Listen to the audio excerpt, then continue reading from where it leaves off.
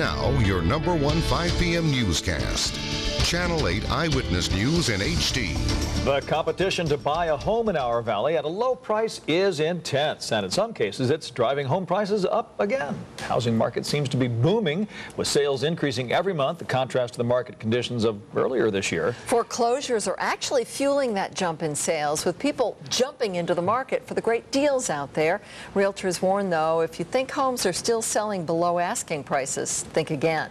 Eyewitness News reporter Amanda Hernandez is at Warm Springs and Rainbow to tell us about it. Amanda. Well, Paula, this home here was a foreclosure that several people were interested in, and as multiple bids started to come in on the home, it would actually be the person that bid about $8,000 above the asking price that will get to call it home. For sale used to mean on sale when it came to homes in the valley. At one point, foreclosures were selling for up to half the original cost, but it seems the super low prices are becoming a thing of the past. It used to be people would come in and think if I offer $1 in a Snickers bar that they could get a property.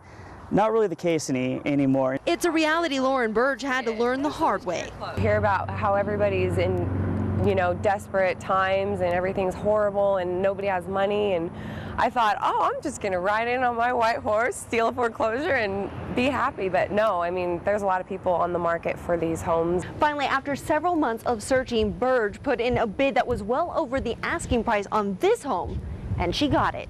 It's a crazy market right now. I never would have thought that by overbidding $10,000, I wouldn't even get the property. Realtor Nick Nolf says many people are jumping into the housing market, fearing it has hit bottom and prices are heading back up. But as inventory continues to shrink, the competition is growing. In today's market, in the last couple of months, we've seen a real big shift. So now there's multiple offers on properties. When you're making offers, oftentimes you're above what they're asking for, and there's a lot of competition. Realtors common to see the winning bid be $10,000 to even $30,000 above the asking price for the home. For now, reporting live, Amanda Hernandez, Channel 8 Eyewitness News. Amanda, thank you. Nationally, there are good signs, too. Pending home sales in the U.S. in April showed the biggest monthly jump in nearly 8 years. The National Association of Realtors says there was a 6.7% increase in the number of contracts signed over the previous month. Realtors say it's an indication of future sales, since there's generally a 2-month lag between signing a contract and completing a deal. And with the housing markets slowly turning around, there's also a jump start in other businesses. In fact, some are expanding, and of course that means jobs. Edward Lawrence found 2 businesses and their success stories. They are hiring, right, Edward? Yeah, Dave, you may be surprised to know that there are a wide range of employers looking for the right worker. Some, like Cogburn Law Offices, need just 3 people. Others are looking for much more. Behind this water wall in a new building in Henderson sits a private corporate lending firm that is expanding. This is Gilbert Martinez, just calling from CM Group. I'm calling up to complete the paperwork. In this market, to find stability and actually see consistent paychecks coming in and able to do something where you know that the company's going to be here the next day is fantastic. Gilbert Martinez is one of 30 new hires this year for CM Capital Services. The company handles trust deed investments and is one of the largest private lending firms for developers in the Southwest. When I see new faces here, then it also gives me a feeling of security and comfort knowing that, hey, if they're continuing to expand, that I don't have to worry about coming in one day and the offices are shut down. That's what happened at his last job with a mortgage lending company. CM Capital Services CEO Todd Perriott says his business adjusted in the recession and is now seeing avenues to grow. It's been a really nice feeling that we've been able to continue to expand our company and grow. It's nice to be able to contribute some positive things. Billy Richardson has that same feeling.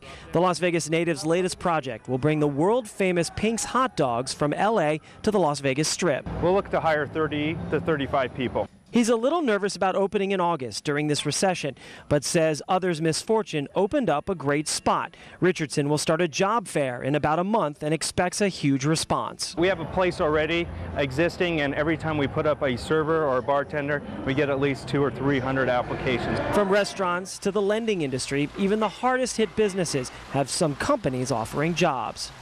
And the key is to have qualifications to get that job, according to experts. Now, both Todd Perriott and Billy Richardson say that they see almost overqualified applicants ready to jump into that opportunity.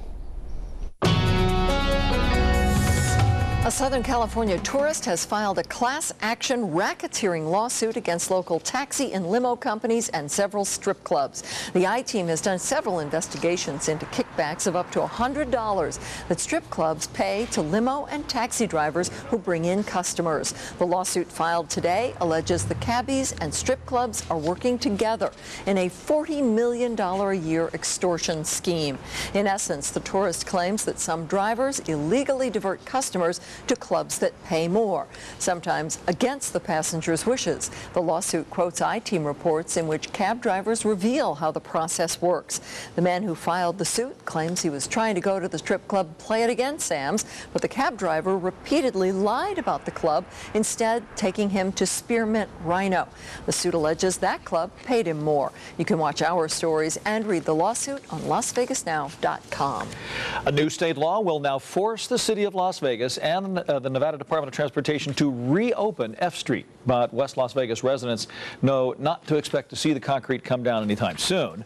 Eyewitness News reporter Allison McCarthy joins us from F Street and Bonanza with reaction from West Las Vegas residents and leaders there. Allie? Dave, that's right. By the earliest estimates, we're hearing today that F Street will be reopened to vehicle and pedestrian traffic in late 2011. But in a major breakthrough, the city and state, who had been pointing fingers at each other for months now, have each agreed to shoulder part of the funding for what some leaders are now saying was a costly mistake. And that promise is now in writing. We'll be watching every single move, any kind of hesitation. Any slow movement we'll be watching and we'll be reporting. The Stop the F Street Closure Coalition says they'll be there to watch this wall come down, for it has been a long, hard-fought and often emotional battle for West Las Vegas residents. Y'all was closing us completely off, boxing us in like we were rats. But under a new state law, city and state officials have agreed to fund the redesign and reconstruction of an F Street underpass at Interstate 15. The city of Las Vegas is going to provide $2.5 million now for the design and cost estimate phase. Las Vegas City Councilman Ricky Barlow says that should be completed within a year. At the time of construction, Barlow says the city will kick in another $20 million, with the state picking up the other half of the project's cost. But if federal dollars are used, an updated EPA study will be needed. It's not as easy as punching a hole and creating a tunnel. No, it's not. Both the city and the state came forward to support this law. Now, that's great because it means they're conceding essentially that this shouldn't ever have happened. This is probably the most progress that this community has ever reached as far as having a bill that says we count, that we're included, and we want to be included in your plans. At the earliest, officials estimate F Street will be reopened to vehicle and pedestrian traffic by late 2011. People believe that they can participate in their government, the government can work for them, and when they see something that's not right, they can petition their government and have it changed. Back live, as you can see, F Street remains closed here. That federal lawsuit surrounding this controversial issue, well, it still lives for now. That lawsuit has maintained all along that the residents of West Las Vegas were never given the proper public notification that was required by law, that F Street was going to be closed permanently as part of the I-15 widening project. Attorney Matt Collister, who represents West Las Vegas residents, say don't look for that lawsuit to be dropped anytime before this wall goes down. Reporting live, I'm Allison McCarthy, Channel 8 Eyewitness News. Thanks, Allison. The legislature came to a close with a little controversy after a physical altercation. I was very intimidated. I've never really had a physical situation in this building before. One lawmaker says a colleague slapped her, then chased her. We'll hear from both of them. This week, high schools get out for the summer, and law enforcement wants to make sure your teens are safe. They're warning of the danger of text messages that were blamed for violence at several parties earlier this year.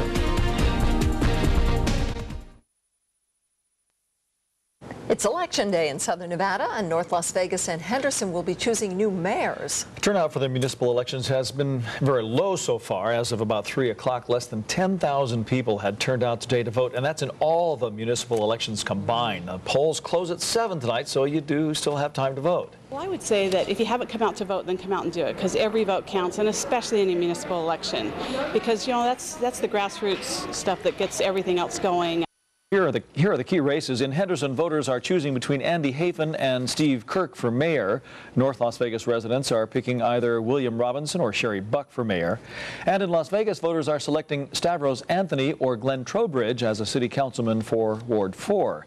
We have voting locations, election results, all on LasVegasNow.com. Just use the keyword election, and we'll have full coverage tonight on News 1 at 9, our sister station, Las Vegas 1, Cox Cable Channel 19.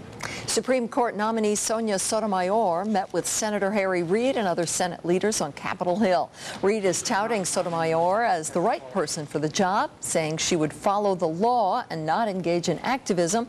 And a new poll shows most people seem to agree she's a good choice.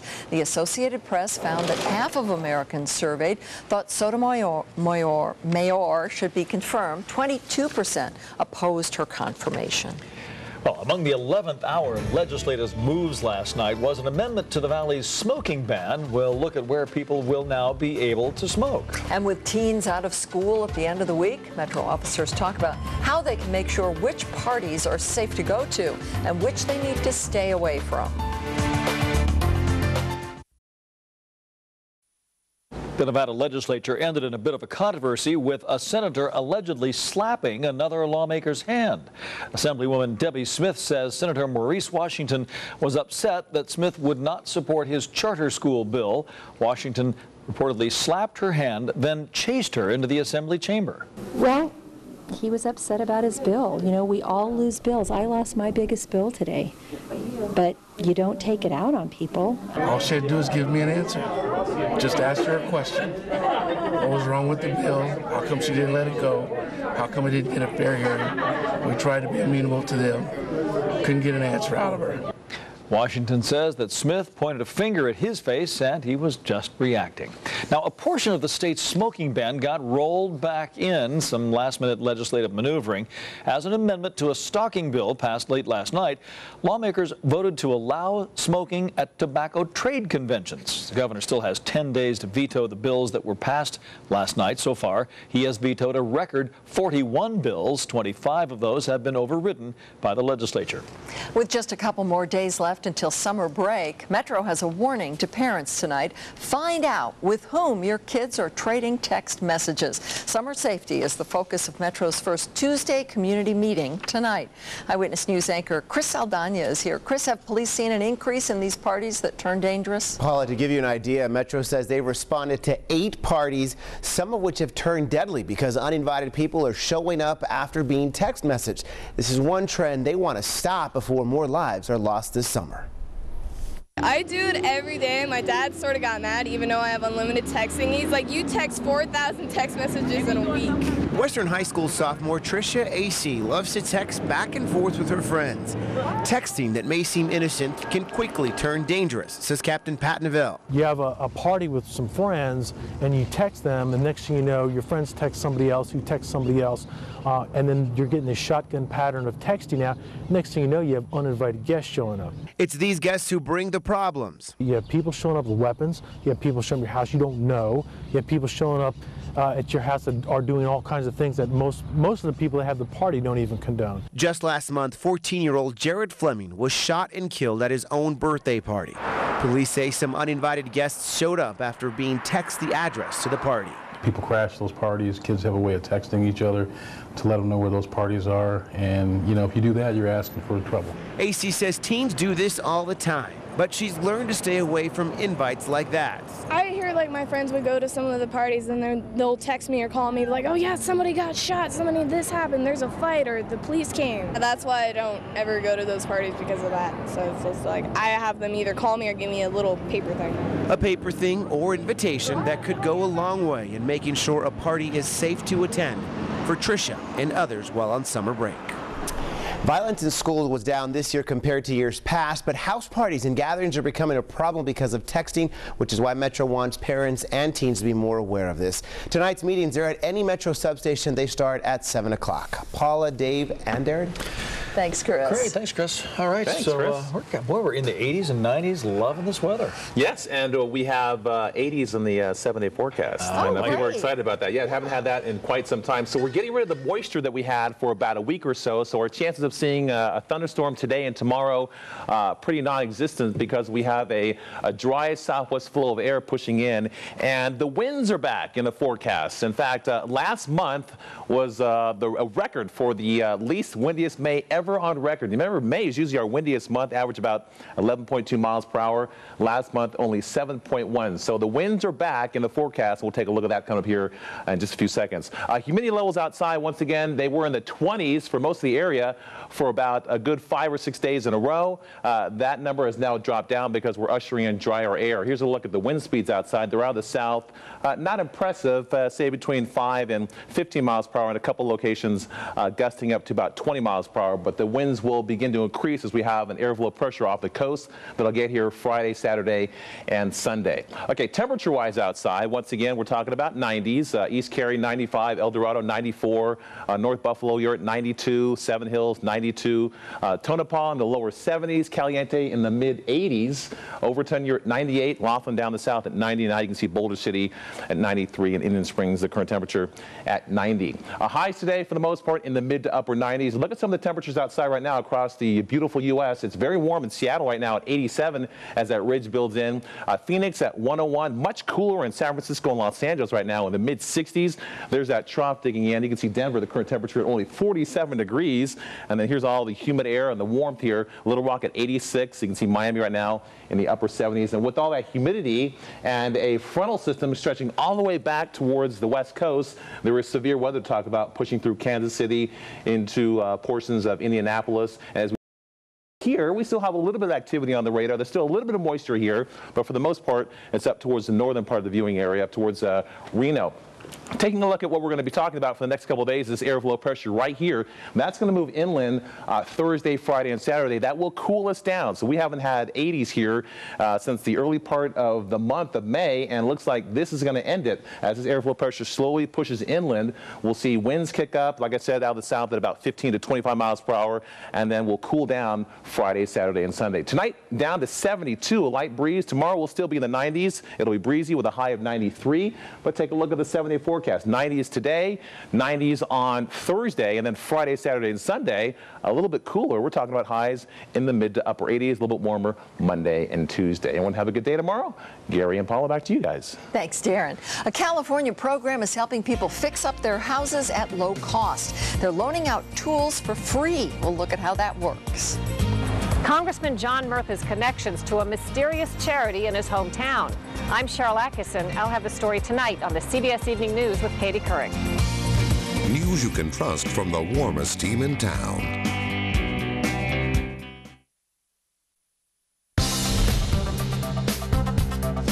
General Motors announced today that sales were down 30% from May of last year, but sales were up 11% from April, which the company says is a good sign. GM is getting rid of the Saturn and Pontiac brands as part of its restructuring plan for its Chapter 11 bankruptcy. Sales of those brands fell by more than half. Some Californians are riding out the recession by borrowing the tools they need instead of buying them. A library in Oakland is letting people check out tools. They have more than 3,000 pieces of hardware for the house and garden, everything from weed whackers to wrenches, bows. The library's founder says demand for tools is up about 10%, and that's because people like Sarah Jones, who would normally pay someone to do the work, are now trying to fix things themselves. We could go rent this tool, but it probably would have cost us about $40, for a day. But we can check it out and we can bring it back if we've got the wrong one, come get a different one. I mean, it's brilliant. The whole thing runs kind of like a regular library. It's free to Oakland residents, but if you bring the tool back late, you do get a late fee. President Obama heads to Saudi Arabia tonight, his first stop on a trip to the Middle East and Europe. The president is expected to discuss Iran, the ongoing tensions between Israel and the Palestinians, and what to do about rising oil prices. The most anticipated portion of the trip is a speech the president will make in Cairo, Egypt, addressing the world's Muslims. It's unusual that the president will not be visiting Israel on this trip. After Egypt, he'll travel to Germany and France to observe the 65th anniversary of the D-Day invasion. Eyewitness News will be right back.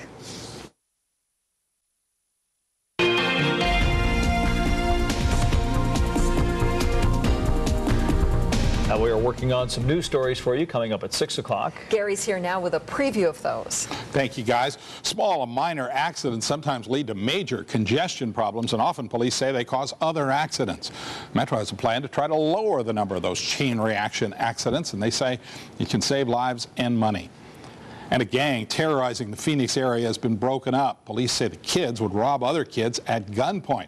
The shocker is, though, who's behind the crime spree. We'll have those stories and all the news, of course, tonight at 6 o'clock. Great. See you then, Gary. Thanks, Gary, and thanks for watching Eyewitness News at 5. For more information on any of tonight's stories, find us on the web at LasVegasNow.com. And parts of that Air France jet that crashed in the Atlantic have been found. Details coming up on the CBS Evening News with Katie Couric.